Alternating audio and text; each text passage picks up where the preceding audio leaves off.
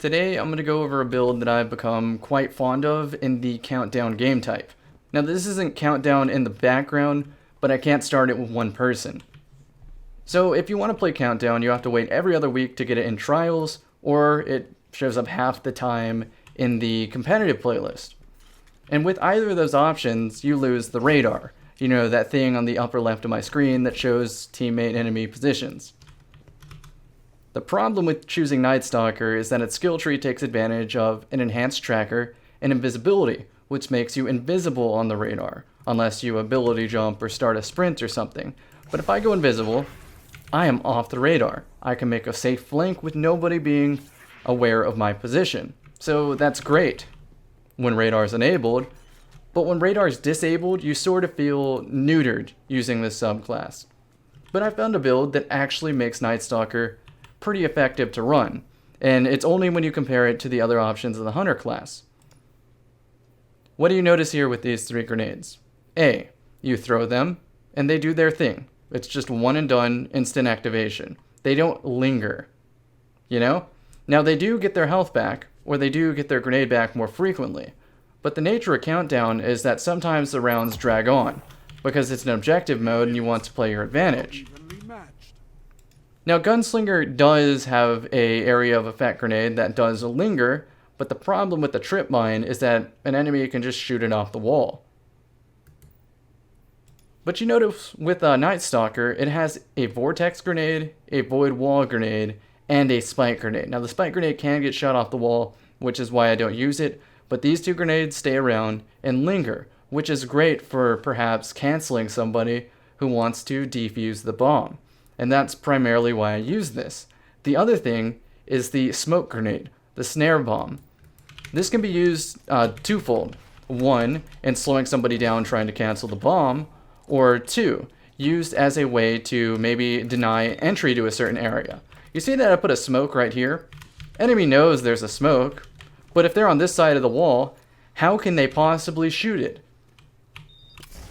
They have to get near it close enough to activate. And if they walk through here, they get slowed, they get a little bit concussed, and they might even take damage, which if you're anywhere on the map and you look in the direction of your smoke, you might see damage popping up through the wall. So that act of me just throwing a smoke right there completely closes off this doorway, making my enemy have to find a new path to the bomb site, which is somewhere in that direction. So they might have to take this longer angle, or they might have to go back through their spawn all the way around the map just because I put a smoke right here. And the best part about the Nightstalker is that the Gambler's Dodge, if somebody's near you, gives you a smoke bomb back. So then you could use that after dodging, throw a smoke, disorient them, shoot them with your gun, your primary, whatever. In the countdown playlist, I've already said it, you don't have a radar. So it's hard to take advantage of a perk called Threat Detector.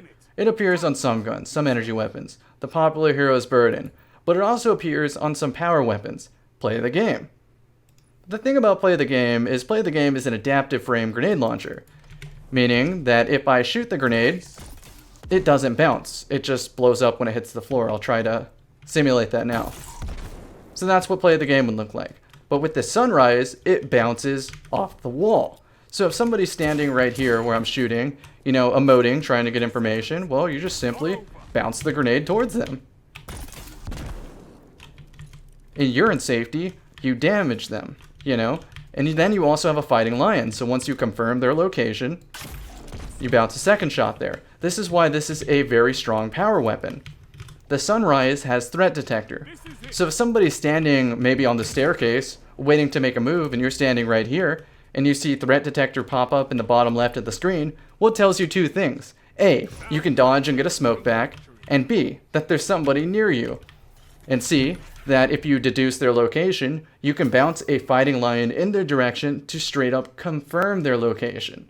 And then on top of that, you can use your smoke to maybe deny that same doorway that I was denying. And so you see how you can sort of play for information with this build? The best part is, with this new Wormhusk Crown, dodging regenerates my health. So now the advantage that Arcstrider had over this subclass, the Nightstalker, that completely goes away.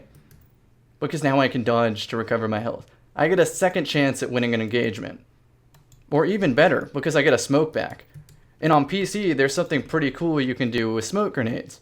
Now, you guys know that if you're close to somebody, you'll just neutral melee them. You will not throw the smoke. But if you're playing mouse and keyboard, you could take advantage of a very, very fast sensitivity where you look 180 degrees, where you look behind you, start the animation of the smoke throw, and then whip back to where you were originally facing to toss a smoke at somebody. I'll show you what that looks like now. But the point is, the fact that smoke disorients, poisons, darkens their screen, slows them down, it's really, really good for a melee ability. The fact that it does all of that, and then you can get it back by dodging, recovering health, going invisible, which I'm going to say probably doesn't help you not get shot against good opponents, but I mean, any little thing helps. Here's how you hit somebody. Let's say my opponent is right here about to melee me. If I hit the melee button, it will knife and lunge towards them. But if I 180, start the animation, then whip back to toss it at them, the smoke will throw, like so. And then they're disoriented, then I can jump away, shoot a lion, switch back to a primary, body them, melee them, whatever the situation calls for. But the point is, this helmet gives this subclass a lot of flexibility. And I'll talk over some old gameplay right now. This has been a live commentary to maybe explain some of the harder to explain things.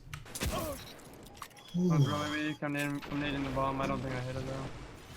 There's one in the bottom red area. I don't know what to call it. So in the background, I'm replaying this clip a lot so that you can see on the bottom left of my screen that after I pull this power weapon out, even if I don't have ammo in the gun, it is going to show you threat detector times the amount of people near you.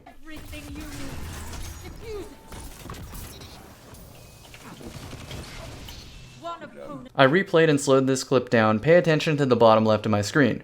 Threat detector. It goes away, then comes back so I can deduce his location exactly. Yeah, that's all four of them. One got away into the red tunnel.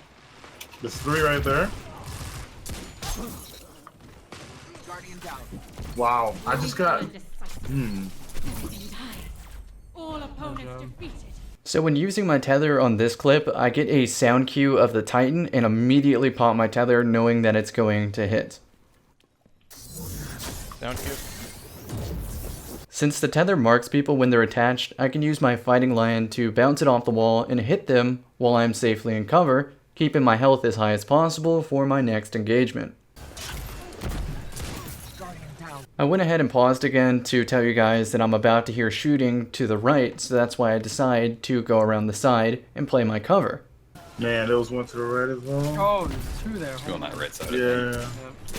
Ken's behind them. Oh my god. For the last clip of the video, this isn't on my Nightstalker, but on my Dawnblade, which is using a solar flare. Hopefully this demonstrates that you don't necessarily have to outshoot your opponents as long as you save an area of effect grenade and use it at the proper time.